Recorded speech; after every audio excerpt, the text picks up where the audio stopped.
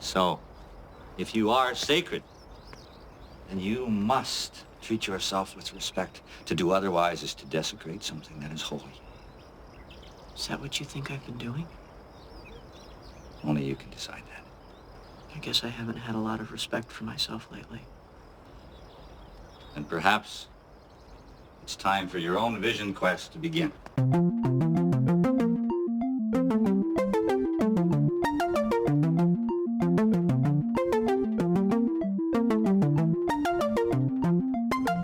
Hello, everyone. Welcome back to Fully Functional TNG Podcast. I'm Maggie, joined by Jeff and Dory. Yo. Jeff and I are veteran Trekkies, and Dory is a rookie Trekkie. Actually, she's a full-blown Trekkie now, but just happened.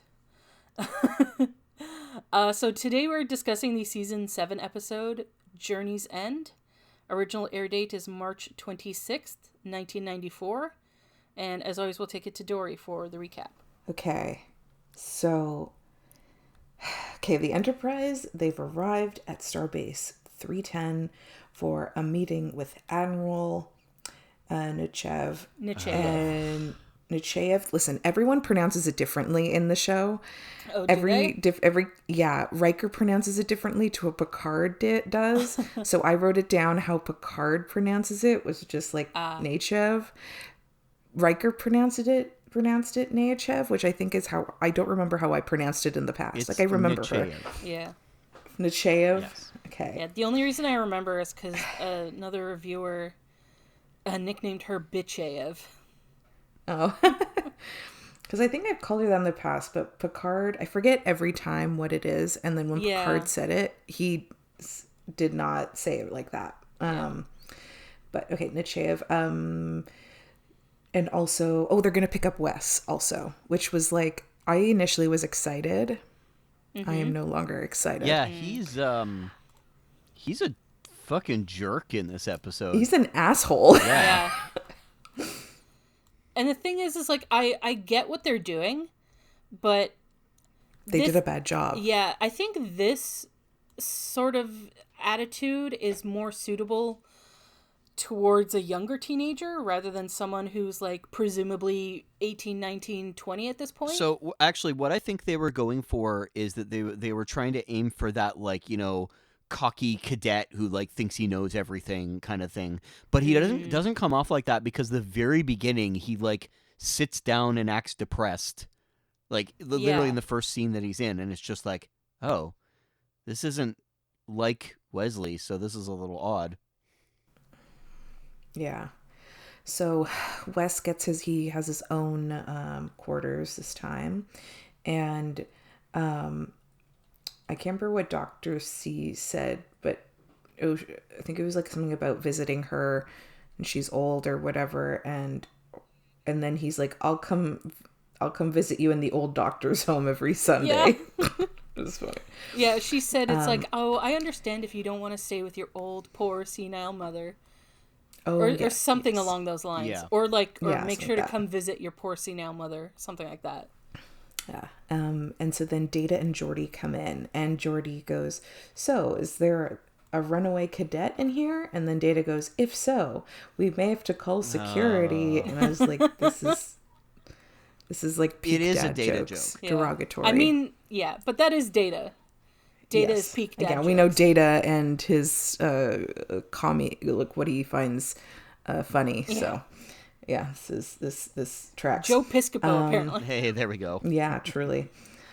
So Data and Geordi are like, cool, like you're on vacation, have fun while we work, LOL. And then Wes is like, actually, I can help.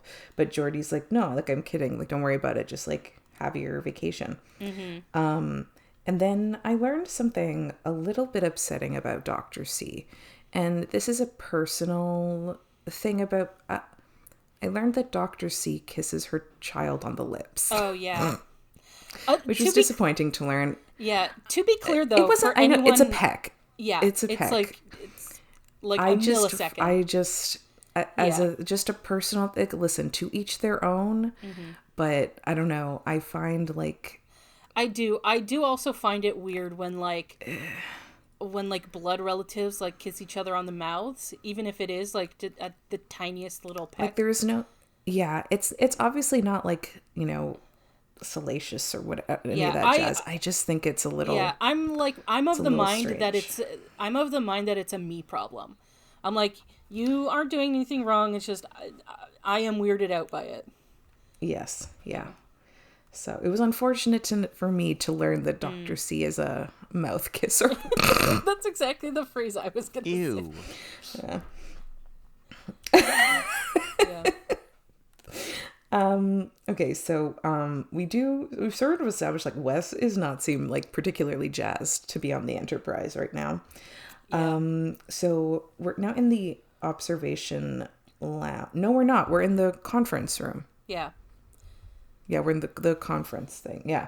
Don't they sometimes I see a call big- that the observation lounge? That's the thing. For a second, I got confused because we do see the observation lounge later, and I'm like, wait, is that the same room or is it different? I always get confused. Yes, they are the same room. Okay. Okay, so I didn't fuck up here. I did write observation lounge. Okay. Yeah. So then Riker. Okay, so The Picard is setting up. observation lounge is the conference room. Yes. Yeah. Yes. So then Riker says Earl Grey tea, watercress sandwiches, and Balerian canapes. Are you up for promotion? No, Picard is really just trying to like make nice with Admiral Nechayev, because you know things have not gone great in the past. Yeah, so, he kind of wants to reset the relationship. yeah, fresh start. Yeah, just because Fresh he's start. like, we're gonna have to work together, so we got to make the best of it. Yeah. Yeah. So then she comes in and he begins to offer her a refreshment and she immediately is like, I'm gonna get right to the point, you Which guys. she's done the last few times too. In fact, the last time that we saw her, I think she was like, "I'll cut straight to the point. I'm relieving you of command of the Yeah, Enterprise." she And really it's like, just okay. jumps right in. Yeah. So here again, she's like, I'm gonna get right into it. And the Federation, you know, they've been basically, okay, this is not like they talk, but basically the Federation's been, you know, doing negotiations with the Cardassians, where the border adjustments are going to be, and they finally have come to a conclusion. And so she gives Picard the new border updates, and then she says there's going to be a demilitarized zone has been created along the border. Neither side will be permitted to place military outposts or conduct fleet exercises or station warships anywhere in the demilitarized zone area. Okay, something to note also. My writing for the notes for this episode are horrible, so apologies. This is going to be hard for me to read a lot of my notes. Okay. Okay, but I'm going to do my best here. But Picard though points out that there are now some Federation colonies on the Cardassian side of the border and vice versa. And she's like, yeah, so Nechayev says this agreement is far from perfect. Neither side got everything they wanted, but every side got something. And as someone once said, diplomacy is the art of the possible. Oh, Otto von was Bismarck. someone? Yeah. Yes, 100%. Is that real? It's a really stupid person to bring a quote from. Why would she say someone though? I think I do think that's. I think at the time Why would she say it someone? was Why one of wouldn't those she things say like? where it was what do you call it? It was one of those like platitudes that had been repeated a bunch in certain circles, like literary circles or something like that. But yeah, it's a Bismarck quote, and I'm just like, Okay. you know what kind of guy Bismarck was, right? Definitely not his. Like he wasn't saying that. Maybe that's was why a they chose conqueror. to say Come on. someone Yeah. instead of naming him. Yeah. Maybe that's why. So they didn't have to name him. Instead Yep. of they say someone. Yeah, I'm glad I knew that. Okay. I didn't know that when I watched the episode. I found it out later, but yeah. Yeah, I didn't. Okay, yeah, I just thought like it's a weird way to like weird Extremely thing to say. weird, Someone yeah. once I said like definitely what? agree. Yeah. Yeah. It's like, why Yeah, would so- you not say who? Yeah, yeah. So colonies are going to have to move, and Picard's new mission if he chooses to accept it, will be to evacuate the colony on Dorvan 5. And who are the colony on Dorvan 5? Oh, it's the North American Indians. They have been there for 20 years. And yeah, now they're like, guess what? Gonna have to move again. Yeah, and we come to like one of the first like showing of its ages of this episode, in that they still use the term Indian. So wait a minute. The term is still widely accepted by indigenous peoples of the United States, is the thing, especially at the time. Okay. But even now. Yeah, I mean, I can't it's in really Canada comment. that the terminology has widely changed, but in the U.S. it has not. Yeah. Okay. But I think but even in U.S. media, they would not be saying Indian. They'd be saying like Native American. Yeah, that's true. They tend to. Yeah. But It's just like it's even if it hasn't reached like full offensive status in the States, it's like the improper terminology. It's not the one you should use. I don't know. Because otherwise it would I've still found be all that over it depends media. on who you're talking to, which is strange. Because Yeah. like I know a bunch of Native people who live in the States, and they, like, all the ones that I have come across have told me that within Native communities, it, like, the way that Canada has changed their terminology is just not something that they've done. And I found that strange. But I'm like, okay, Yeah. fine, I get it. Yeah. It also is like there's a difference between what people call themselves and what other people can refer to them as. That's a good point, yeah. But what I'm saying is like in mainstream media, you Yeah. would seldom find that terminology being used. Yeah, I think that's more of like a liberal choice in the United States. Yeah. Like liberal cultural choice. Mm-hmm. But I don't know for a fact that originated or didn't originate with the native populations in the States. But one of the things that that really sets it that really sets a precedent for it is the fact that in the U.S. they still have the legally binding Indian Act. Yeah, I mean we have a same sort of a similar like Yeah, that's right. legislation that still has the term Indian in it. Yes. That's just like that's the title. You can't get around that. No, I know that, but I think that's because but- it's within government to like, and you know how the U.S. government is compared to the Canadian government. Like, Canadian government, a lot of these things are not set in stone in quite the same way that they are in the States, whereas the Indian Act Yeah. is old enough in the U.S. that like it's very much institutional. Yeah, but what I mean is that just because a piece of law or legislation or whatever has that name doesn't mean that the wider society has changed around that. No, I know that. I'm just Right. saying that could be And- one of the contributing factors. Yeah. But I just, like, I'm not in the States, so I don't know how, like, the dynamics works down there, but That's fair. I just want to acknowledge that where we live in Canada, that is a absolutely unacceptable term. Yes. Like, that's... Yes. what Very true. It is considered completely unacceptable. Yes. So as a Canadian watching it, it is very jarring and uncomfortable to keep hearing it over and Yes. over. Yeah, it really is. Yes, I felt really awkward saying it, and Yeah. then in my notes, I truly used any other word I could think of Yeah. because 'Cause even in Canada, I felt we- very uncomfortable. Yeah, in Canada we even barely use the term native anymore. Yeah, that's true. We tend to Like use indigenous. I don't Yeah.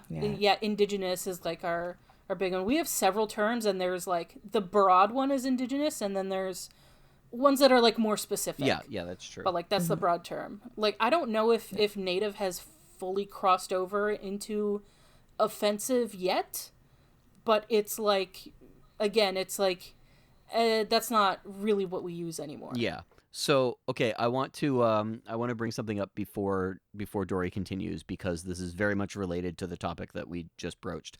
Dory, I don't think we're ever going to do Voyager, and this isn't a spoiler to Voyager. However, Voyager had an issue in that they had a Native American character played by a Mexican guy. Um, Although here's the What? thing, Mexicans are also indigenous. no, you're right. I mean, they're Spanish lineage Mexicans, Yeah. but like they're indigenous Mexicans. Which I believe that's what he is. But anyway, Yeah. so they have a character on Voyager who is a Native American, and he's kind of infamously, at least behind the scenes, created under the guise of, oh, we're trying to be. We're trying to include a bunch of different cultures here. The problem is that the consultant that they got to be their expert of native culture was, well, a fraud. He was literally just a white guy who made it up, and everything that he came up with for this character was just bullshit. So, Ugh, yeah, I hope unfortunately that guy's in is jail now. yeah. Unfortunately, that is a well, he doesn't have a career anymore, so there's that. yeah. Unfortunately, that is a big issue. Is like okay, and I'm not sure if this is a term that like only indigenous people are allowed to use or not. So I deeply apologize if it is, but I've heard them referred to as pretendians, That's interesting. where it's just like, yeah, people who like there's a term for it, and But this guy wasn't even that. It He is- was fully a white guy who proposed to be an expert. no, that yeah, that's what Oh. pretendian refers to. Okay. People who are pretending to be Indian. Okay. So Mm-hmm. so here's the thing about it. I don't know if that guy had any connection to this episode. I didn't find anything about it, but he might have. Jerry Taylor intended this colony to be Chakotay's home, like from canon perspective. Ah. That never got established, so it never became the case.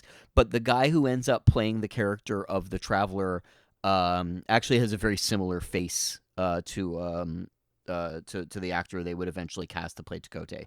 But they were in active development of Voyager at the time that this episode came out. And actually, the very next episode of DS9 that came out is called The Maquis. So you know what that's all about, Maggie. Yeah. And so you can see how Yeah. they're very much trying to set up their lore here. But yeah, I don't know if he was related, or sorry, if he was connected to this episode at all, and I'm scared to find out. Yeah. I didn't find anything that personally stood out as like ridiculously offensive in the episode in terms of like the cultural stuff. Yeah. But I also don't know if they were just kind of making it up, because it was written by a white guy, which was Ronald D. Moore. Yeah. So we just don't know. And it also I believe the tribe that they are like that they're dealing with here, it seems to be inspired like more like southern United States, Mexico like groups. Yes, that's true. You given- can tell that from like the art choices and whatnot. Yeah, like the patterns on their clothes, their jewelry, the way their houses look and stuff like that. Yeah. And I am far less familiar with those groups than like the the indigenous peoples that are near where I live, which are like northern, more so like Great Lakes area. Very different like art styles and whatnot.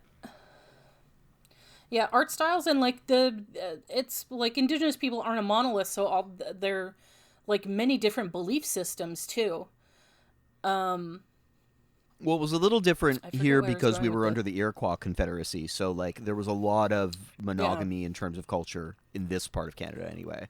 Yeah, right. The point I was making, the point of bringing that up is that I am unequipped to identify like what is super stereotypical, what is accurate, what's like super Yep. bullshit, that sort of thing. So what I can say is that it seemed to be coming from a place of like wanting to do justice to Yeah, Native I agree with Americans. Yeah, it did not seem like there was malicious intent or like just thinking they could do whatever they want with like a Native American story. It seemed like they were trying to say something and trying to be on Native American side. but I don't know how well they succeeded or if they were like doing offensive shit. It doesn't seem like it. It doesn't seem like they were overly, like, not knowing the beliefs, like, specifically.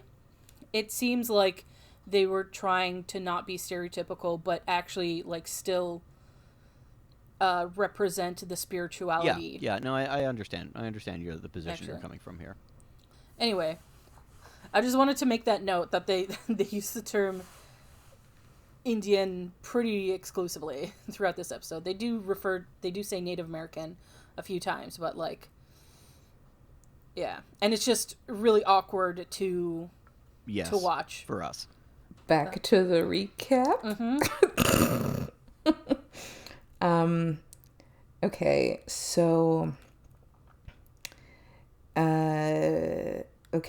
basically Picard tells Admiral Nechayev that the group left, they were forcibly displaced from their ancestral lands. They came to Dorvan 5 20 years ago, but they originally left Earth 200 years ago to preserve their cultural identity. And Picard points out that there are, quote, some very disturbing historical parallels here. Once more, they're being asked to leave their homes because of a political decision that has been taken by a distant government.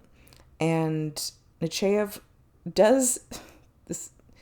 I honestly feel bad for her in a little bit because, like, it does seem like she was. This is a shitty situation. Anyways, so she does say, again, this is what the line is, so I'm reading the line. An Indian representative was included in the deliberations of the Federation Council. His objections were noted, discussed, but ultimately rejected. And then she says, Captain, the Indians on Dorvan 5 are a nomadic group that have settled there only 20 years ago. And all that time they were warned that the planet was hotly disputed by the Cardassians. The bottom line is that they never should have gone there in the first place. So Nechayev does say that, like, where was it? Did I not write it down? Okay. There's a reason I don't feel bad for her. Sorry, to clarify. I don't, like, she obviously is not super psyched about this either. Yeah. Is kind of, I think, based on her discussions throughout this episode with Picard, is that she, again, is like, she's trying to figure out alternatives also. Yeah, because but she again is being this. told to do this and passing it down to Picard. Yeah. So, Picard, like, she is against asks, this, but she's still following orders. Yes, yeah. So I don't feel bad for her. I just mean more that, like, I appreciate to a certain extent that she's not, like, she's in a difficult position. Going buck wild with this. Yeah. She does make it clear, like, normally, she's been on very opposite sides of shit with Picard, but this time she's like, I'm they're doing on the what same I can page. on my end. Yeah. Yeah. So Picard asks, like, what if the group refuses to leave, and Nechayev says, well, they are then to be removed by any means necessary. And she says, like, if this kind of goes against your morals and whatever, I can have someone else lead the mission. But Picard is like, no, I guess I'll do it. And she does thank Picard, though, for making her feel welcome on the ship. And then Picard is like, well, you're always welcome here. And I'm like, oh boy, we're off to a really rough start. Unfortunately, it does not get better. So then in engineering, Geordi finds Wes wandering around for reasons. And Geordi is really excited to show Wes this, like, setup he put together. And he's, like, all excited about it, pointing out all these things. And then Wes immediately, like, truly just takes an absolute shit on all of Geordi's excitement, being like, yeah, that thing's not going to work for long, and you should have done this, and you should have done that. And it's like, I've read the latest papers. Yeah, he's like, have you not read this article by this guy? And then Geordi basically is like, what the fuck, man? Like, Yeah, what? why are you being such a dick? Yeah. Then back on the planet, Picard and Troy meet with the group, and they explain there are 3 planets nearby that are similar, have similar environments and are inhabited and could be like a good like potential options to move to. And so we meet the leader, whose name is Anthwara, and he says that like they didn't just pick this planet for the environment. So like looking for something just based on environment is not going to really like hit the spot here. Yeah. And so he says, when I came here 20 years ago, I was welcomed by the mountains, the rivers, the sky.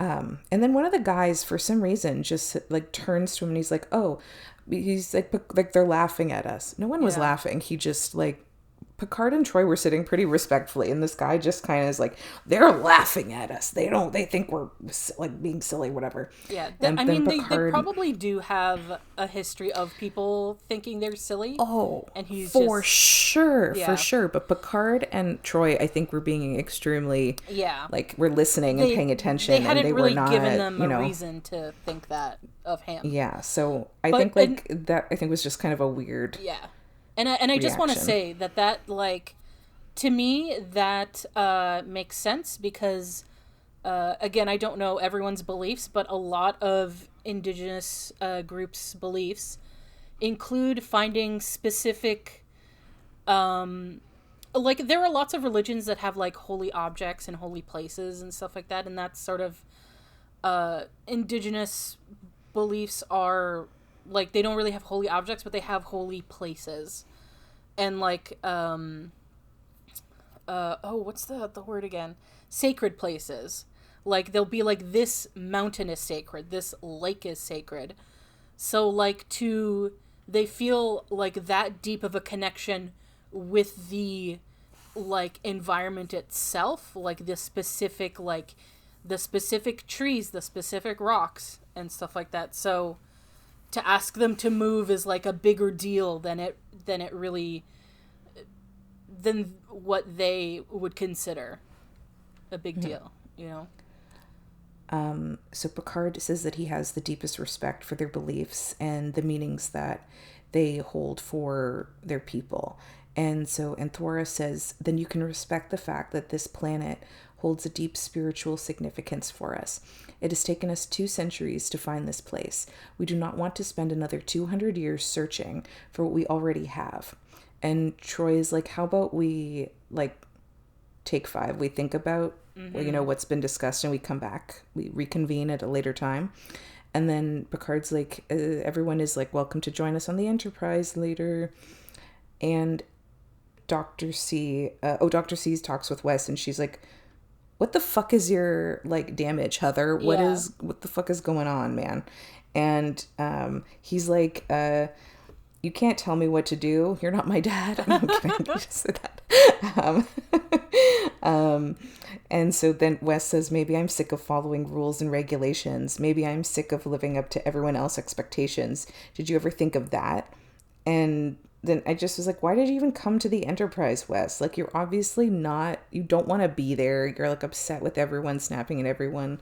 Like, you don't have to be at the Enterprise. You chose to do this. So like, this seems very dumb. Like, if you don't want to, you know, just stay in your fucking quarters then and talk to no one. If you want to continue, like, you're doing this. Yeah, I mean, I think the point is that he's wrestling with realizing that he has a choice.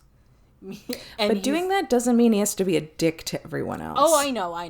Like, so like this doesn't, this to me is just like very, very dumb. Yeah. So now there's like a cocktail party kind of thing happening in the observation lounge, and Picard on 10 has done 10 forward. Oh, it's 10 forward? Yeah. Oh, okay. And so Picard has done his research on the group, and specifically though on Anthwara's family, and he learned that his grandfather was part of the group that led them from Earth 200 years ago. And Thwara's like, yeah, my dad wasn't really psyched about leaving. And so I'm like, are people's lifespans massive now? Yeah. Because if his grandfather was alive 200 years ago, but his dad was also alive 200 years ago, lifespans have shot yeah, up. that's a good point, actually. Party. Yeah, I because mean, like his I dad think- was around 200 years ago. I don't know I mean, I do think he's supposed to be very old. but like if his dad was alive 200 years ago, Yeah. Well, I mean, if old he's enough like, to like object, I think that they must just they just must get really fucking old. That's I have to assume that's because Yeah, otherwise that does not make sense. yeah, like in the Well, how old was Dr. McCoy in episode 1? Like 150? yeah, like living to So one. that's what I'm saying. Like, Yeah. do people? I guess people are living Yeah, in living the late now. Yeah, in the Star Trek universe, living to 150 is not weird. Oh, okay. So Yeah. there we go. Yeah, so it is just like Picard's- expanded lifespans. So Picard says, it's never easy to leave one's home, the safe and the familiar. But there are times when the greater good demands that certain sacrifices are made. I'm sure that was something that your grandfather understood. And then Thwara replies, so does his grandson. There are also times when a people sacrifice too much. When a people must hold on to what we have, even against overwhelming opposition. And Thwara asks Picard about his family, and Picard's like, yeah, like Western Europe, blah, blah, blah. And then he's like, I want to learn more about your family history because then I can, that makes me understand you more. Or get to know more about Picard that way. Mm-hmm. So then Wes enters the party late, and he goes and sits by himself at a table. And then you just hear someone say Wesley Crusher behind him. And Wes turns around, and it's a guy who calls himself LaCanta. Yes. And Wes is like, you want me to get you a drink or something? Yeah, And he's like, no, I did find his I've known introduction very you. amusing. yeah, Yeah. And he's like, I have known you were coming to us for the past 2 years. And he goes, 2 years ago, I went into the Habak and began a vision quest. And while I was there, I saw many things, talked to many animals, many spirits, and I saw you. I know why you came to us, Wesley, or come to us. I don't know. My writing's really bad. yeah, To find the answers that you seek. And then he just like walks away. yeah. And I can't remember that actor's name, but he's one of those like Native American actors who is like, whenever the story needs a Native American, he's the guy that they call. Yeah, they would call him. Yeah. And so in my notes, I wrote immediately, Wes gonna join them or what? Yeah. And so then we cut to Dr. C venting to Picard about her frustrations with Wes. And I was like, I'm so mad. Just about this. Like, not really mad, but I'm just like, this is... Every time I see them together in a scene, I'm just like disappointed. I'm not mad. I'm I'm disappointed. going to be holding on to this. I'm just... The potential. And I'm like, why couldn't they have this scene but also be in a relationship? I don't understand. But yeah, so apparently Dr. C spoke to the Academy. Wes is like not doing great at school. His grades are dropping. He's like he's being an asshole basically. And she thinks he like might be, I don't know if washed out means like kicked out or he's going to end up washing out dropping means out. like I'm not you- familiar with that term. It's basically mean like you fail out. Yeah. Like Okay, you don't so, have the yeah. grades to qualify to keep going. Okay. So Dr. C thinks though that Picard or someone should talk to Wes, but Picard's like, Wes has to want help, and like them reaching out to him could end up pushing Wes away.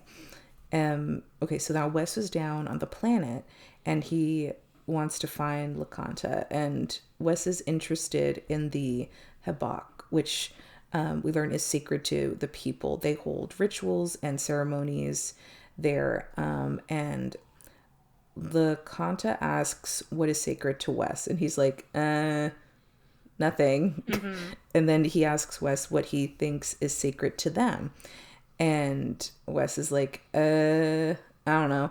And then LeConte says that they find the sky, the buildings, sacred, and they list a few other things. And he's like, but also, you, Wes, you're sacred.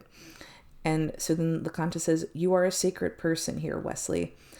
And then Wesley says, I think that's the first time anyone's ever used that particular word to describe me. And then LeConte says, so if you are sacred, then you must treat yourself with respect. To do otherwise is to desecrate something that is holy. And so Wes, though, admits that he hasn't really been respecting himself lately and is like kind of bummed. So LeConte is like, hey, this feels like the right time. Come with me. Let's go Vision Quest. Yeah. This does unfortunately fall into the stereotype of like the sort of magical native person that like helps the white character deal with their shit. Mm-hmm. So and the Vision Quest thing feels a little stereotypical, but I don't know if it is. Yeah. Yeah, I know Vision Quests are a thing. Yes. But obviously I don't know enough about it. Like anything I do know about it is from media, so I don't know how accurate any of it is. I do find it amusing that when he's asked about the figures behind him in that room, he's just like, "Oh yeah, well, I mean, you know, we talk to the animals, we talk to the wolf, we talk to the bear, but we also talk to the spirits of other living creatures. Like, we talk to the Cardassian, we talk to the Ferengi, we talk to the Klingon." And I'm like, you know, that actually makes perfect sense now that I think of it. Okay, I'm digging it. Like that's a legitimate way to like take what I assume is like hopefully a legitimate look at the at something in native culture and like bring it into Star Trek lore. I'm like, no, that tracks. That actually that would make sense. Yeah, and acknowledge that their beliefs have some truth to them, you know, that they are spiritually connected. That said, you know, yes, there's a line in a later scene that I think really brings that home. That said, yeah, and I think the Habak would be, I think it's similar to what a sweat lodge is. Yeah, I think so too. But that said, I wanted to point something out about all of the figures behind him. Now.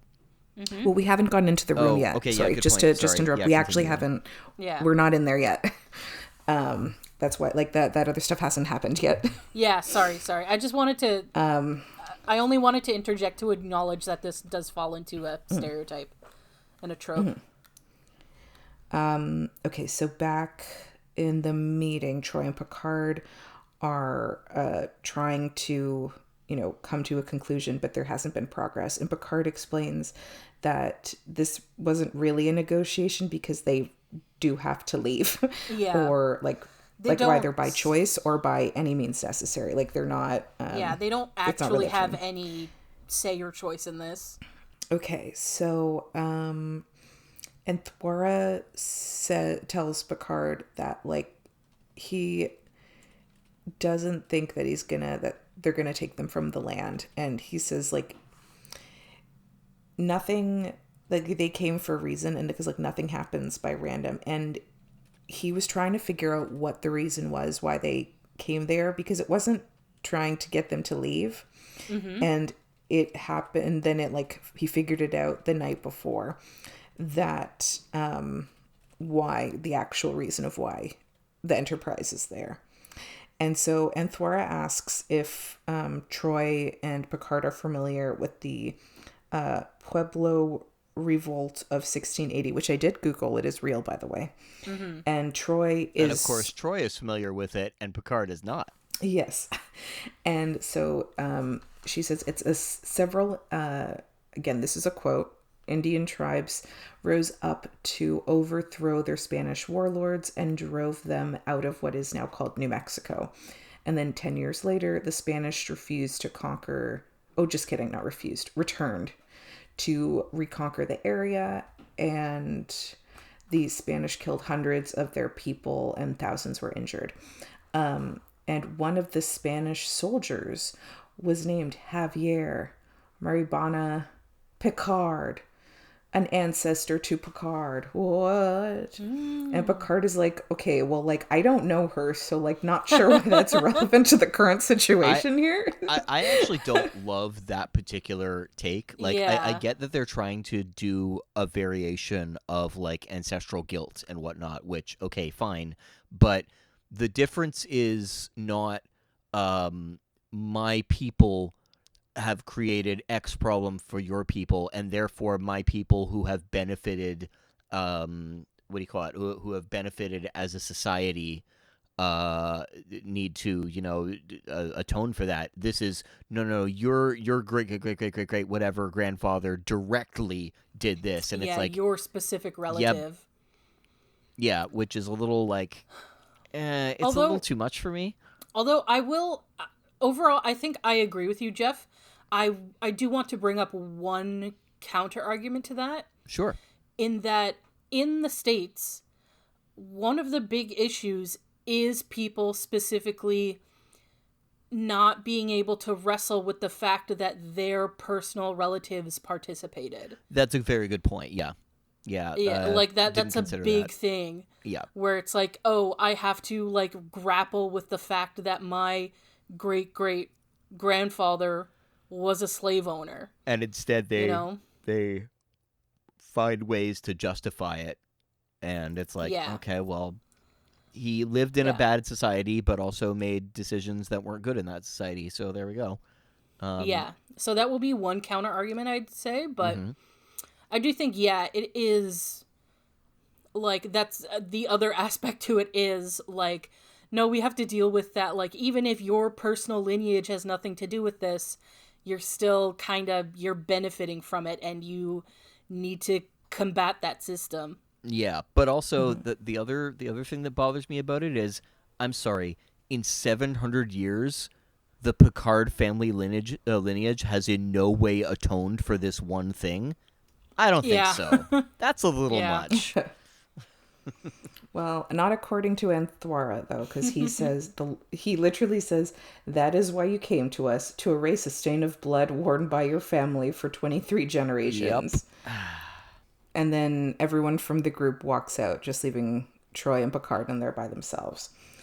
But then they do walk out 2 seconds later into the city square.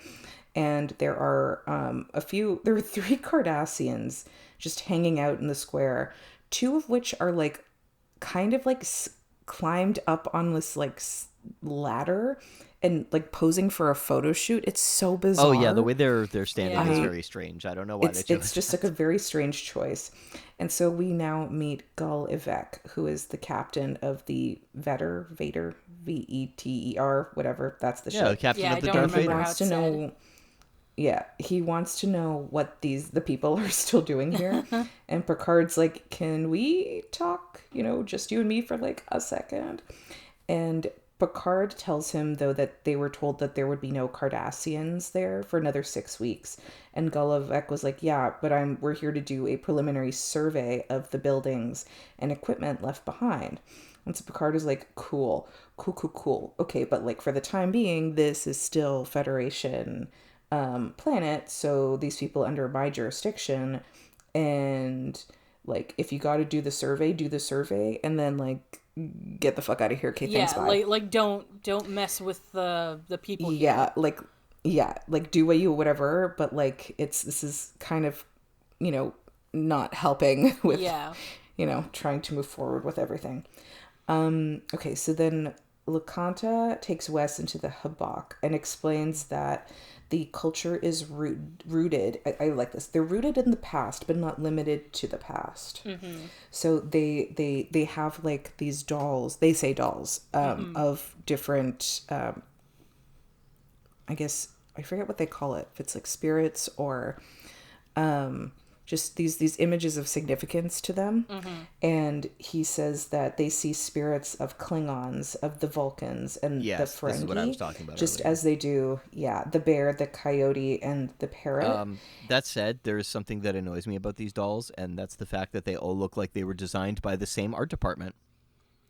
Oh. Yep. Yeah. I wonder why. Yeah, that's a mystery.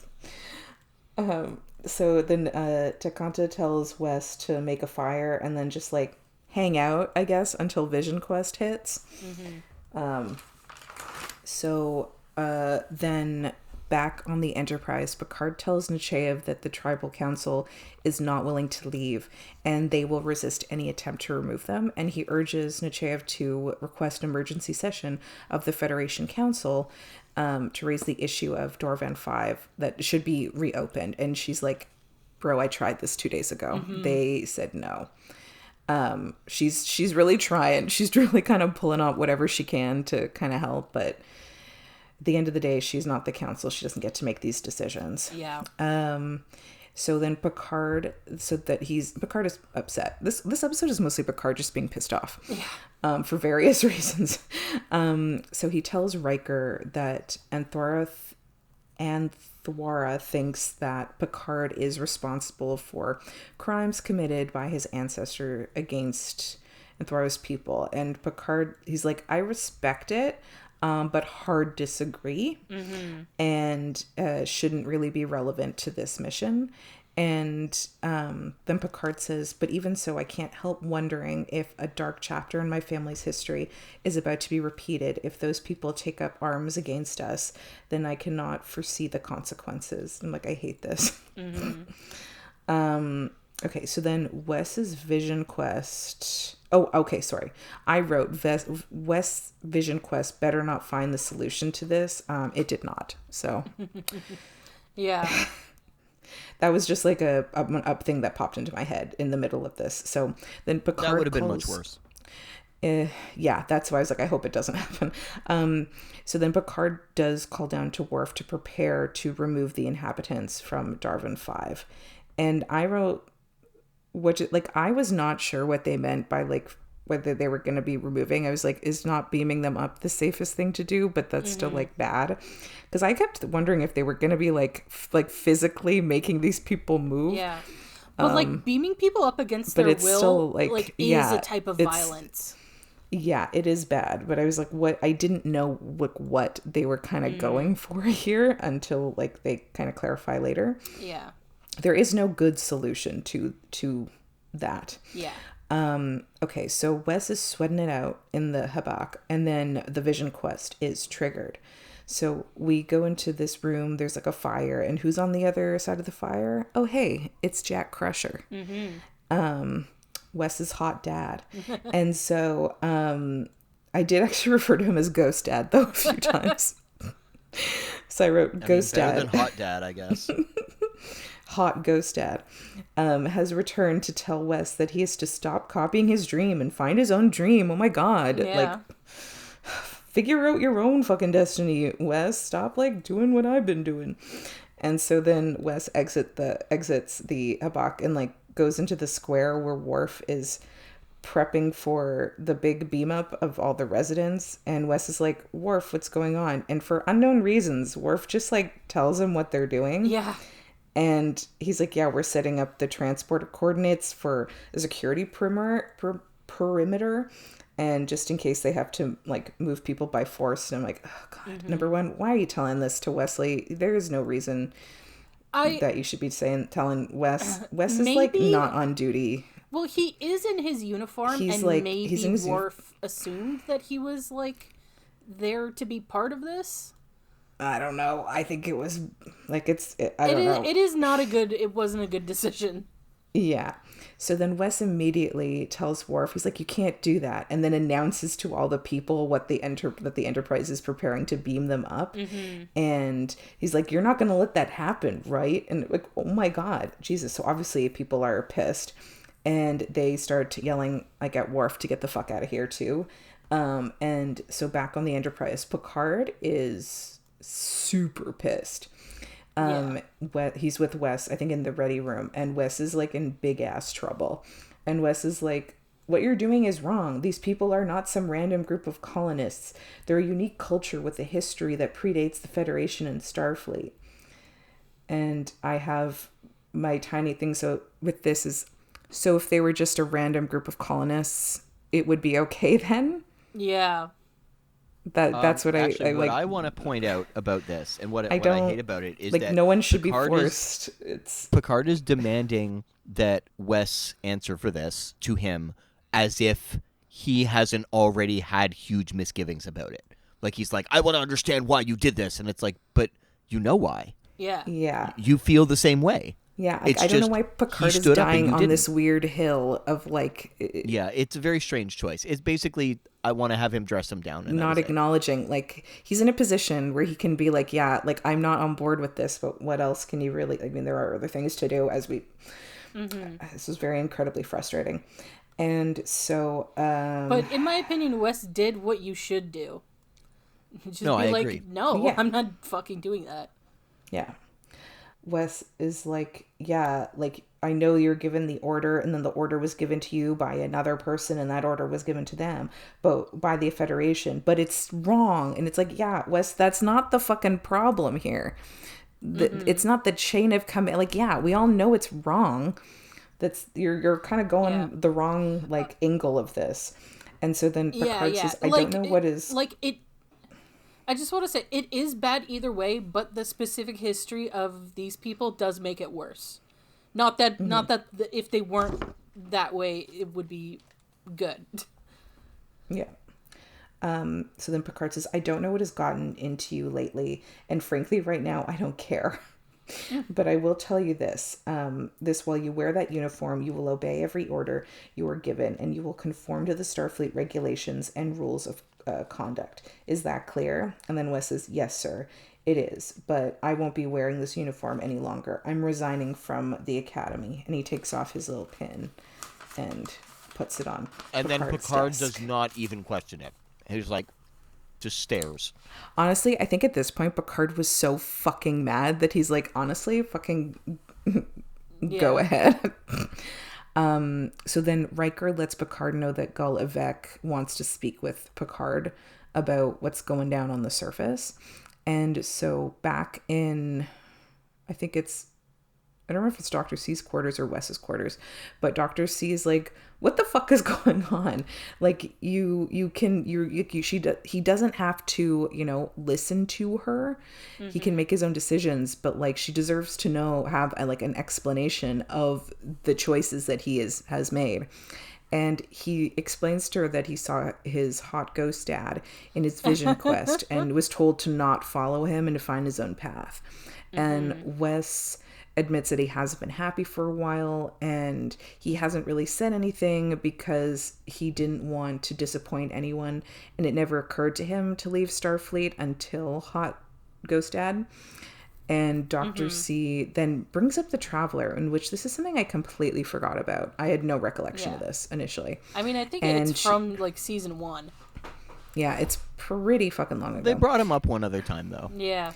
And so Dr. C's like, yeah, I remember years ago the Traveler told Picard that you were like super special, like Mozart, and meant for more. And he's like, yeah, maybe I am meant for more. And Dr. C is like, I love you and I support you. And I guess whatever you want to do, I don't know. For And the record, so, okay. the two things I want to point out related to that. One is that Ronald Moore actually asked the question when pitching the episode that was like, Wesley was introduced with all like this Traveler dude a bunch, and said that he was supposed to be really special. So why did we have him on the show just trying to become a helmsman? So that was why Moore decided to do this, and I don't necessarily think that's a bad idea. We'll get into the problems with it later. Yeah, But, oh my God, yes. Yeah, there's a lot of issues, but the other one, Beverly. Okay, so she is incredulous that over a vision he is willing to quit Starfleet. She did that like 4 episodes ago. Literally, Ghost wants to fuck her. She quits Starfleet. Oh yeah. Well, Yeah. that's why she's like, well, that's not real. That's bullshit. Well, no, I know. That's why I'm just like, Yeah.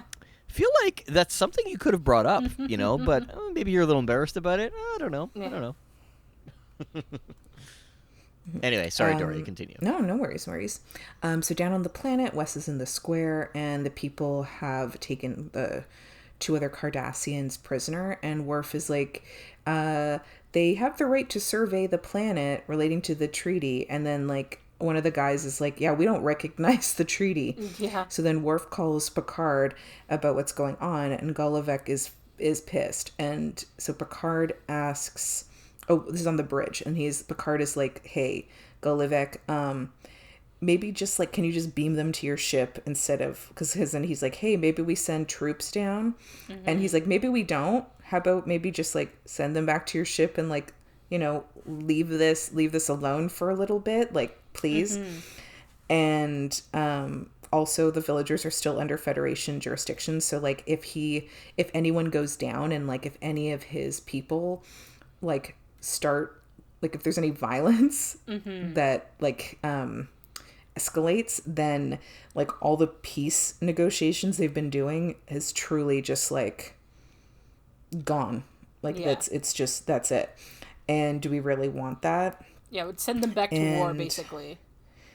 Yeah. And so back down on the planet, Worf is like, you can't hold them prisoner. And the people are like, you have no authority over us. And then the Cardassians try to like break away. And then people start to fire their phasers. And then all of a sudden, everything freezes. Except for Wes and Takanta. I think I say his name different every time I say it. And Wes is like, am I on another plane of existence? And then we learn Takanta is the Traveler. Yeah. Surprise. And then I wrote, is Wes Doctor Strange then? I wish it wasn't. I wish Lakanta wasn't literally the Traveler. I wish he was just like another Traveler. And it just is, and it just reveals that there's travelers like amongst like many different like species and groups. Yeah. Yeah. So Traveler says, you pulled yourself out of time. Don't you see? You've evolved to a new level. You're ready to explore places where thought and energy combine in ways you can't even imagine. And I will be your guide if you like. And Wes is like, oh, but what about them? And the Traveler's like, man, what about them? Like, we're not to interfere. Like, oh, it's no. Like, forget my about job all that here, shit. he does the, he That's does the, not like, my job here is done. And, like, you didn't do anything. It's like, that is not my department. Yeah, so he's like, yeah, we're not to interfere. They need to, like, figure shit out on their own. And I was like, cool. So they're now saying this right after Wes made things infinitely worse. So I'm like, cool, great. And then like Wes and the Traveler like, just like walk away, and then it unfreezes and like chaos ensues. And I'm just like, what the fuck just happened? So back on the Enterprise. This is stupid. It was truly wild. So Picard urges Golovic to like, please don't fire on the village, because they're like, oh yeah, we're ready to fire whenever. And he's like, please don't do this. This is a chance to bring like real peace. And then Golovic orders to beam the guys from the planet onto his ship. And he tells Picard that he lost 2 out of his 3 sons in the war, and he doesn't want to lose the 3rd one. And so then he's like, okay, bye. And I was like, cool. So then finally Picard meets with Anthwara for a final time, and they've come to an agreement that the group is leaving the Federation. And so Picard is like, to make it totally clear, if you're leaving the Federation, that means like we are not a resource to you at all. You call us, we're gonna be like, new phone, who dis? Like, we're not even. We're just gonna like be like, we smashed the phone, no answer, we don't know her at all. So and so like you're truly just on your own. And then Golovic is still there, and they're like, so when this becomes a Cardassian planet, like that's kind of it. Like you're now part of a Cardassian, side of it all.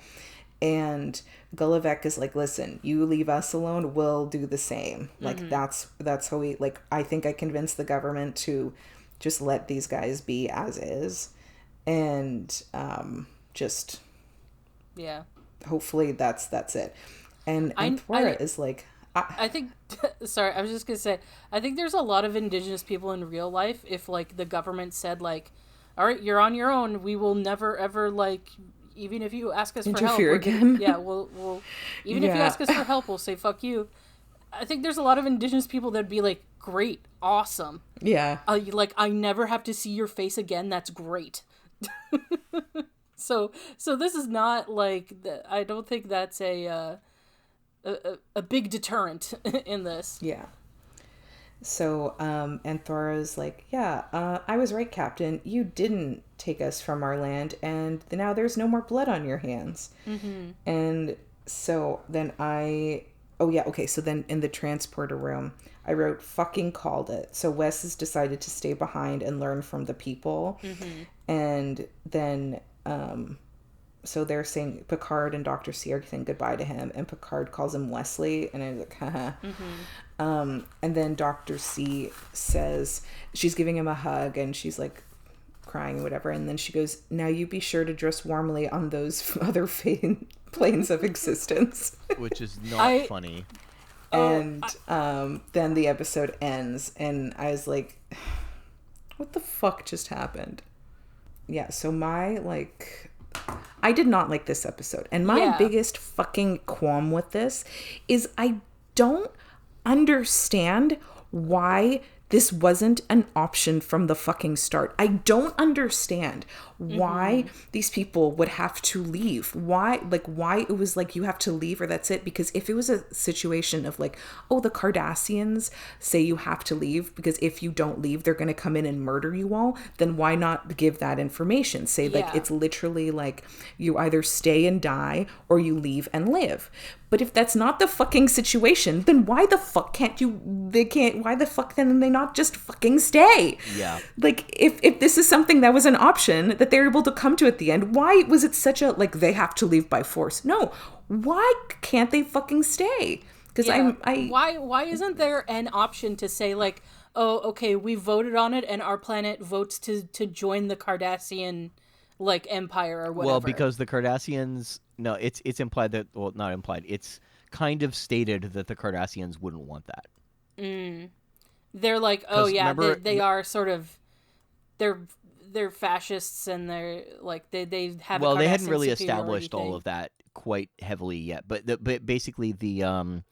like when they're having the discussion and Avec is like, I believe I can convince my government to go along with it. Where like this was a thing that obviously would not have been a problem before, but Avec has been in the thick and thin of it, and now he's like, okay, well, maybe I do have a vested interest in making sure this isn't like a fucking problem. Yeah, I think Cardassians probably prefer that like biological Cardassians go and colonize, like go and move there, rather than have like the quote unquote foreigners become part of their society. It's just like, to me, it was like, if they don't want to leave, then let them know what the fucking dangers are of staying. And if they choose to stay, let them fucking stay. That's the thing that truly was making me fucking insane, was like, there is no reason why they absolutely 100% have to fucking leave. They don't like, I was losing my mind. If they want to stay, that's up to them. Whatever the like risk is, that's, as long as they know what the risks are. And I have to say, Starfleet loves to kill people via inaction. So it would be well within like Starfleet's like bag of tricks to be like, okay, well, there's nothing we can do to stop the Cardassians from killing you all, and just abandoning them. But at least then the colonists have some agency in that like, we are choosing to stay. We know we'll probably be murdered, but we're gonna fight for it. Because at least it gives them fucking agency to their own self-determination of where this episode made me so angry. I was so fucking frustrated. And it also made it seem like truly the option, like, I mean, I guess this is truly just like peak stupid Federation shit of like, the option is like, it never occurred to them that, like, it never occurred to the Federation that someone would want to fucking leave the Federation, that they're like, oh no, being with the Federation is the best option, when like, no, it's clearly not for everyone. Like, it's... But also, here's another question. What would they have done if, like, this is not related to this group in particular, but what if one of these planets, like, I know technically, like, but what about okay, this is, again, maybe just something that it's just not something I know, the mechanics of it all, but the planets that are inhabited by pre-warp societies, that say there were a handful that were on Federation side of the border, and then they end up going on the other side, end up being a part of Cardassian land, or becoming a Cardassian border. So like, do they go to the people then? Are they gonna that's the fucking Prime Directive all over again? Like, where does what happens there? That might have been or is that just not an option? Like, I don't. That might have been something like, I mean, I don't know what the writer's intent was, but retroactively that might have been something that like, oh, that in order for the Federation to protect the pre-warp planets, they had to give concessions about these other ones. So they were like, shit, like we have to prioritize the pre-warp planets because we know Cardassia is not gonna, they don't have a Prime Directive. So Cardassia is just gonna fuck them up. So we'll put the burden on these other planets that at least we can talk to about the big picture with. Because, like, it all just seems very dumb. It is. This episode was not good. No. You know what's actually even worse about this episode? Is how they end things with Wesley. Because... yeah, it's just like, bye, Wes, you never, I suddenly guess. stops time. Yeah. There really isn't that's what I any said. build up to that. And yeah, I literally wrote Wes is Doctor Strange now. yeah. And also like I don't like that scene because that the traveler's just like, hey, that's not our problem. Like that seems like very also counter to the rest of the message of the episode. Yeah. Which is like, I agree with that. You know, empathy and caring and giving a shit and not like, and it's just like the traveler's like, yeah, whatever. Like, that's, like, you know, I only used the, like, I only used their culture to try to influence you into using your superpowers. Yeah, exactly. Like, it's just weird. For the message to be like, yeah, like, let people solve their own problems, I guess. And don't help. It's a very weird episode that doesn't really, like, the story doesn't even tangibly, the two stories don't really tangibly converge very well. Yeah. Because it seems like the Wesley stuff is the B plot, but the B plot usually is like a smaller story that doesn't like get much importance, but clearly it is as important of a story as the rest of it. Yeah. I think that either of these, especially like this is a big deal. This is wrapping up Wesley Crusher's storyline in the series. I think either of these stories could have made an okay episode on their own, but combining them was a very bad idea. Yeah. But, a lot of other things, I'm just like, I don't feel qualified to really comment on because I just don't know enough. I have one to talk about then.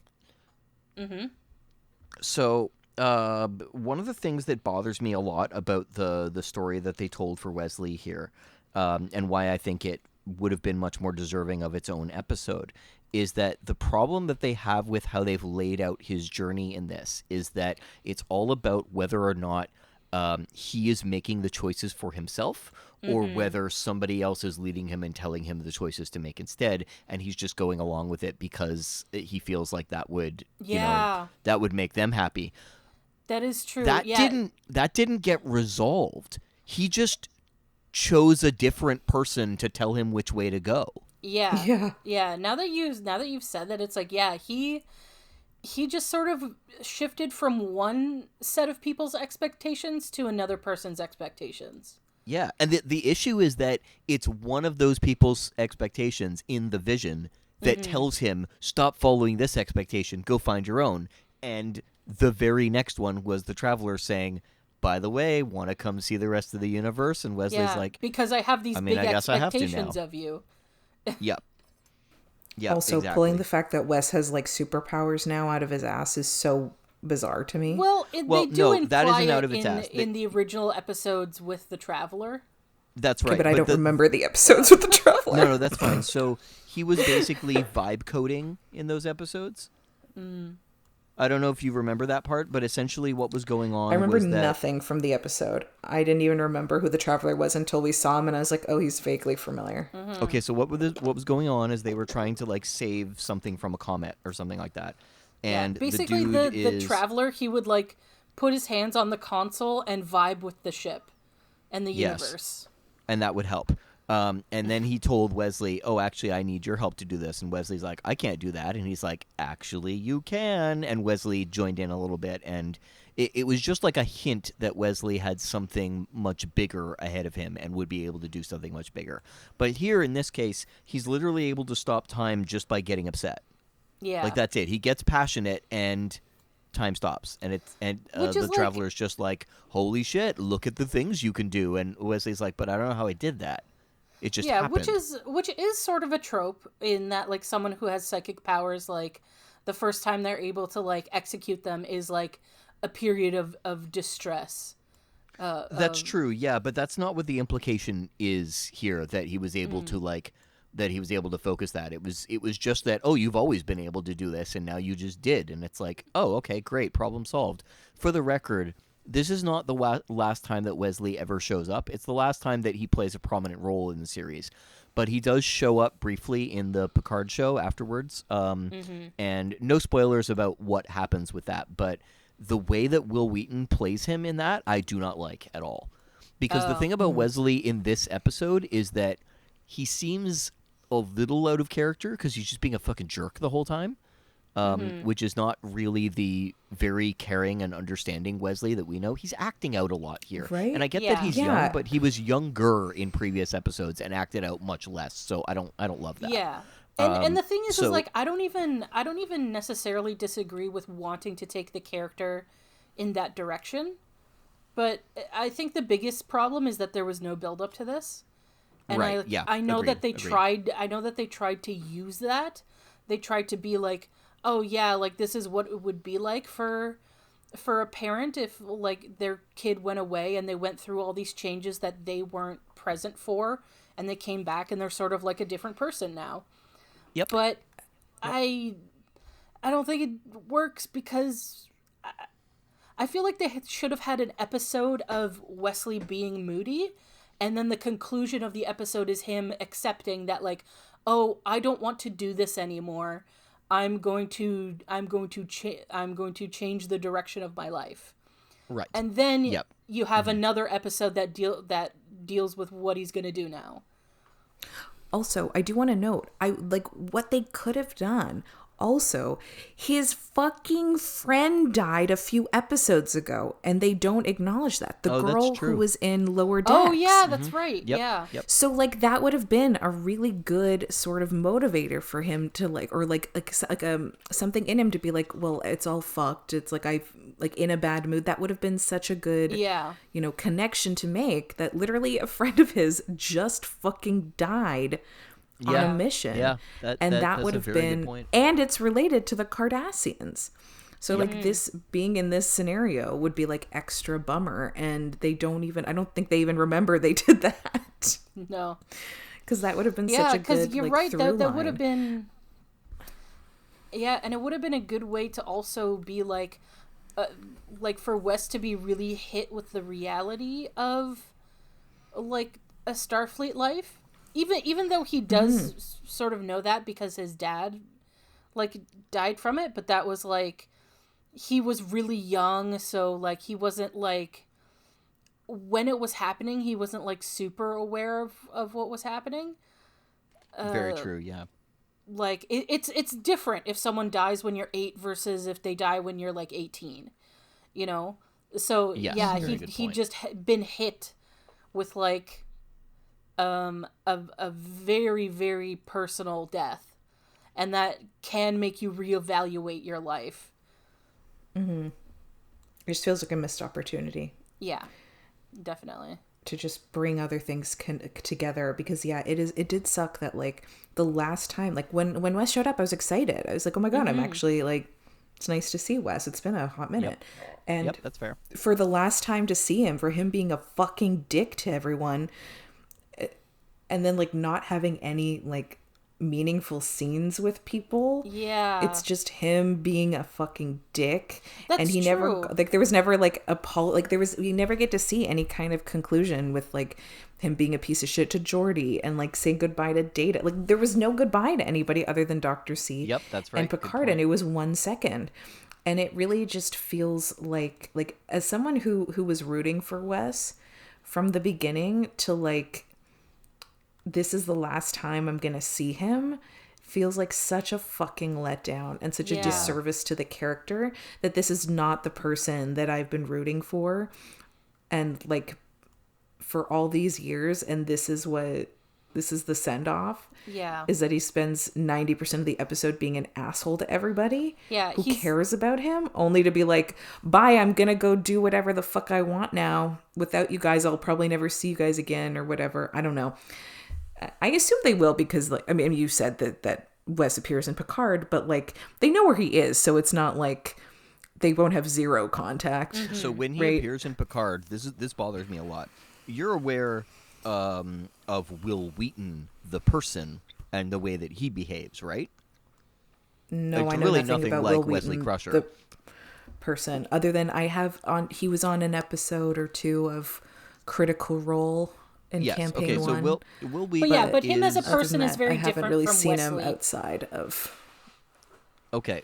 So Will Wheaton as a person, his behavior is more like the geeky friendly guy, and that's when he appears in Picard. He basically just plays Will Wheaton, and I don't like that. It doesn't fit in with the show at all because he's almost happy-go-lucky.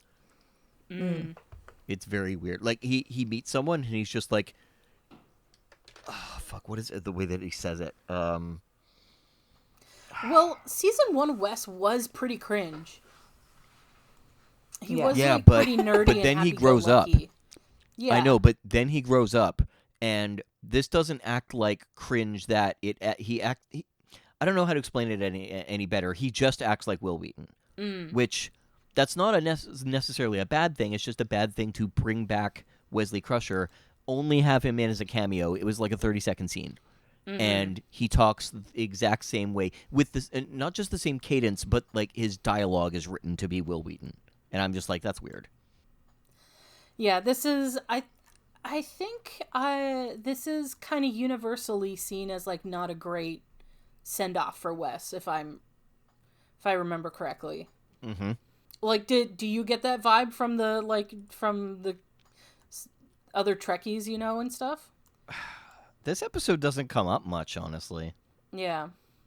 So it's hard to tell. Like, usually when people are making fun of the Native American stuff that shows up in Star Trek, for instance, it's making fun of Chakotay. When people are talking about Wesley, they don't even mention the Traveler stuff because it's like an inconsequential part in terms of like the interesting parts of his story, because the send off is so Yeah. weak, I guess. So yeah, it doesn't really get mentioned.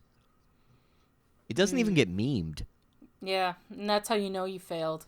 I Yes. can't even make memes from it. But yeah, like, yeah, I think we're all kind of on the same page that this is a not a good send off to Wesley Crusher. Yeah. Like, quite frankly, like, I guess people would have been upset, but I feel like no conclusion would have been better than this. To just be like, I don't know, like, we just never dealt with Wes again, so whatever you want happened. Yeah. Yeah. Okay, that's fair. But it is hard to be like, hey, we're ending this, like, really fucking popular, like, sort of very, I don't, the word like world changing comes to mind, but that seems like too far. But it was That's fair, it was a very, very big deal, like, at the time. And to be like, hey, we're not gonna deal with the like one of the like core characters, like one of the characters that like started, like, was from the beginning of the series. Okay, wait. I guess There's something that you need to that you need to take into account here, and that's the fact that TNG like in the period that it was running, yes, it was like really popular and whatnot, but a TV show being like fundamentally, what do you call it? A fundamentally cultural shaping was not really something a lot of people considered at the time. It was entertainment that you watched, and that was about it. And a lot of people would treat it about that seriously. And let's be fair here, Trekkies were considered weird for taking it more seriously. Yeah. And yeah, the term culture shifting, I think, is like the word I was looking for in like the term of like how significant it was as a show. Like it was culture shifting. Yes. Yeah, absolutely. Absolutely. And like not just in the sense of like its what do you call it, its messaging and whatnot, but also TNG is I believe to this day is the most successful syndicated what do you call it, like syndicated drama. Because like a sci-fi being syndicated was basically unheard of in the 1980s when this ran. They were just like, oh, it's first run syndication? Yeah, bullshit. That's not going to succeed at all. And meanwhile, it was an extremely popular show. Like, there's lots of other shows like Wheel of Fortune and whatnot that are syndicated, but those are game shows that have been running for decades. I mean, they weren't running for decades at the time, but that was normal for game shows. But for something like a science fiction show that was actually a pretty decent budget, that was surprising. Yeah. Yeah, for something that, like, to break into the mainstream popularity, like, from a very sort of niche genre at the time, was, like, that did shift culture, literally. Like, it shifted pop culture. Because it became, like, definitely. Sort of... And, Dory, this is your first time watching the series, but, like, you had a few points of reference already to what Star Trek was, right? Yeah, a little bit. Yeah, a little bit. Like, you knew of it. Like, you knew some of the names. You knew generally that it existed and the very basic premise. So for, like, a show to be that ubiquitous where people who've never once watched or were interested in watching, like, know the basic gist of it. I think it's also very... Yeah, like it to me, Star Trek prior to watching the show was like everything I knew other than like the whatever J.J. Abrams movies I watched on an airplane. It was actually I saw one in theaters. I'm not sure which. Doesn't matter. Anyways, I think it's mostly like cultural osmosis. Yeah. Yes, definitely. Because like there's like a bunch of stuff that I don't really like know how I know it. But I just like, I like trivia, and then when stuff comes up and I'm like, yeah, it's this, and they're like, how do you know? I'm like, I don't know. I've never seen an episode of the show before in my life, but I just know this.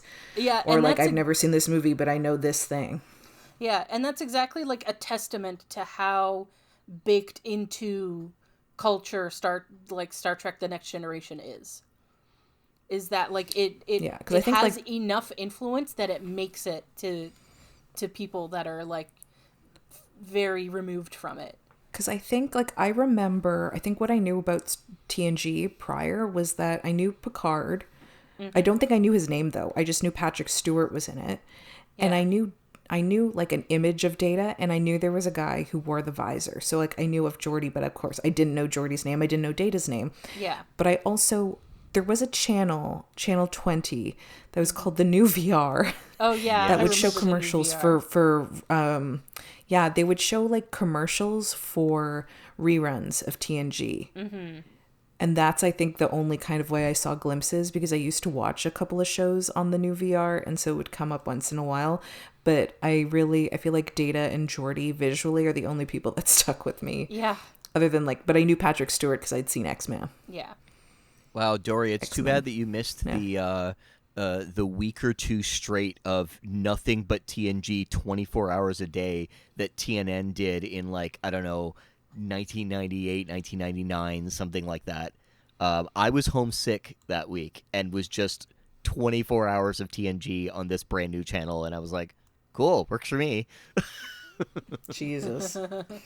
I can't even remember why they did it. Yeah. But yeah, like none of the other Star Trek series, except the original, have that sort of cultural recognition. You know, like you are going to be hard pressed to find someone who recognizes like a picture of Benjamin Sisko. You know, like Right, maybe yes, definitely. Quark. Like Quark is iconic from Yeah, DS9. he's memeable. Yeah, and he's like the image of every Ferengi thing that Star Trek has to do. Oh, but- that's true. And every time that there's like a females joke on the internet, yeah, yeah. they'll use his So- face for it. But like, ask someone to recognize a picture of Captain Picard or of like Data, or of Geordi, like Dory mentioned. Like, you're pretty likely. Yeah, definitely. Even if you only know them because they were also on other things, like in Geordie's case. Yeah. Oh my god, I just realized I watched Reading Rainbow as a kid. Oh, well, there you go. Yeah. But I don't think I made the connection until many years later. Also, I mean, oh my god, you Not know what being I know able to see LeVar someone's Burton eyes from makes more? a big difference. Community. Oh yeah. He was on an episode of Community, and that was before I knew that he was Geordie. You know what I love about The that? one- That he's basically known on Community. Well, like he's known by the characters on Community because of appearings on both Reading Rainbow and Star Trek. And Roots, I believe, because I think Yeah. at one point Troy Oh, is that Roots like was a his big favorite one, movie? was like Kunta Kinte, Okay. I think was his character or something on Roots. Oh, yeah. I very Okay, distinctly okay. remember someone, I think Well, Troy Roots, saying Roots that. was his breakout role. Yeah. Yeah, I guess like I technically LeVar Burton has popped in and out of my life for many, many years, and I never made the connection until TNG, until 5 years ago. Yeah. Okay. Yeah, but that was my whole point, is that like even people who like knew nothing about it, weren't interested, didn't seek it out, still like know something about it. Yeah, they had an awareness. And yeah, to take a series like that, and like in terms of like arguing against my point, where like maybe it would have been better that they didn't deal with it, I'm like, okay, you know what, there probably would have been this massive pressure to like have a final Wes episode. But yeah, they didn't really, I don't think they accomplished a good episode for that. No, they definitely did not. All right, so I think it's fair to move on now to favorite moments and lines.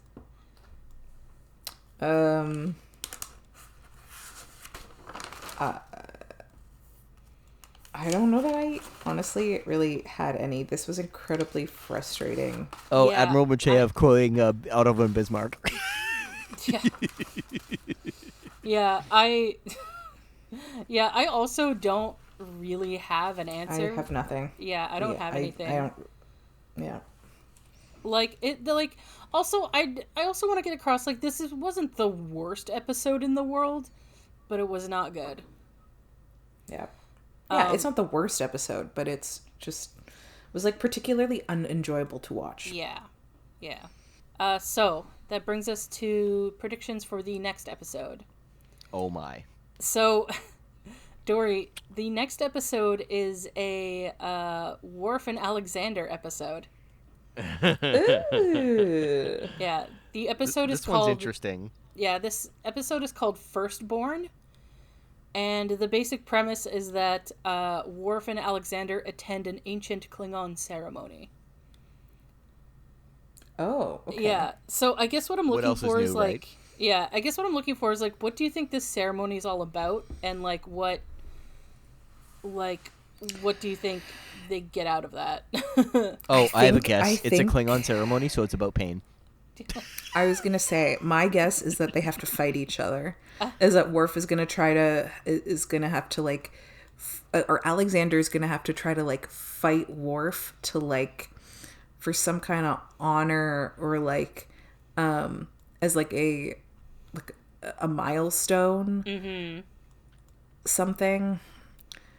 It's gonna be like they're just gonna be running around a forest like hunting each other. Yeah. It's like the worst game of like capture the flag ever.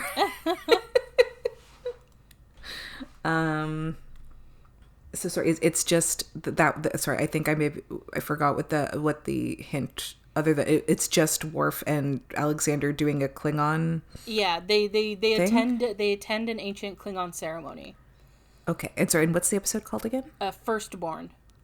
Oh, Firstborn. Oh no. Okay, I had the worst idea. What if like Troy is pregnant and now they're like, well, Alexander, you're the firstborn and now you have got to do this. I hope that's not it. I don't want that at all. Like maybe Worf becomes like the godfather to Troy's baby? Like how she's the godmother to Alexander? No, I thought Worf would be the dad of her baby. Oh, yeah, okay, yeah. I forgot that they're in a relationship at this point. Yeah. Yeah. Yeah, like Alexander then is like the firstborn child. He's a big brother. No, I hope that doesn't happen. I don't want that at all. I think that it's maybe, honestly, I'm looking forward to seeing Alexander again. I'm assuming he's 32 at this point because we haven't seen him in years. Yeah. He's a full-grown adult. I'm assuming. No, yeah. But he's got to be like, what? Like a legit, like a child. Like older. I have no idea. Actually, I don't know how old Alexander would even be at this point. I think he's supposed to be in like the 10 range. Okay. I'm not entirely certain. I look... So we're gonna discover when we get to DS9. This isn't a spoiler, but Alexander does show up in DS9, and he seems a good deal older. Good. So I think what they kind of establish about Klingon maturation is that it's faster. Which is why Alexander comes off like he's like 10 rather than, he should be like 5 or 6. Yeah. So sorry, what was your pitch again? That this is going, like, Alexander is gonna have to try to like fight Worf. Oh, okay. I think they're gonna have to like run through the forest, like hunting each other or some shit for some kind of like milestone in Alexander's life or something, for him to like get, I'm assuming, a weapon. Okay, yeah, like Why his can't own it just like be a cage match? Yeah, like this is like how you earn your batleth or something. Yeah. It's a All coming right. of age moment that includes Well, nonsense. I don't know. Yeah, I will tell you truthfully, Dory, I remember nothing of this episode, so I can't even hint whether you are right or wrong. Oh, I know what happens in this episode. So, if you want to see if Dory's correct, watch along with us and join us for the next episode of Fully Functional, a TNG podcast. Goodbye.